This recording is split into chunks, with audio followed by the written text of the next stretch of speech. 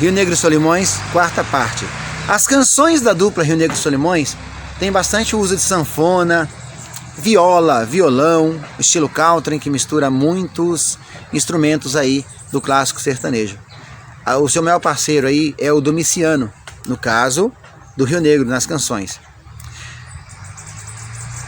Chitãozinho e Chororó adotaram esses nomes que é de cantores sertanejos. Adotaram nomes que fizeram referência à natureza. E eles fizeram referindo-se a dois grandes rios, afluentes do Amazonas, o Rio Negro e o Rio Solimões. Antes utilizavam o nome artístico de Zé Divino e Luizinho. Gente, era muito engraçado os nomes sertanejos daquela época, né?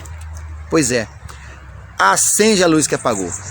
O nome da dupla quer dizer que brasileiros são fortes, pois a inspiração direta veio do Rio Amazonas e seus dois afluentes principais, Rio Negro e Rio Solimões. As violas caipiras que os ídolos carregavam foram substituídas ao longo dos anos pelos violinos típicos do country norte-americano, enquanto os arranjos deixavam as toadas intimistas, né, do seresteiro para se aproximar aí do pop, com a variedade de grandes estilos, desfilando pelas músicas de cada um. Então, Rio Negro e Solimões, uma grande história de sucesso da música sertaneja brasileira. Alguma música dessa dupla te faz voltar no passado? Te faz reviver momentos?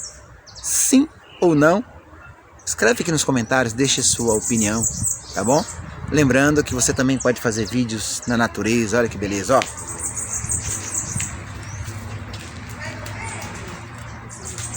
Tá vendo? E modificar a sua vida. Parar de trabalhar para os outros com o tempo, depois que seu canal começar a ter relevância. Mudar a sua vida, gente. Não ficar só ali, naquele emprego a vida inteira. Procure informação, procure conhecer as coisas. Lembre-se, não é a aparência, não é a boniteza, não é nada disso. É apenas aquilo que você sente dentro do seu coração, que você pode pôr para fora em vídeos. Isso vai alcançar as pessoas. Um abraço a todos, estamos conectados.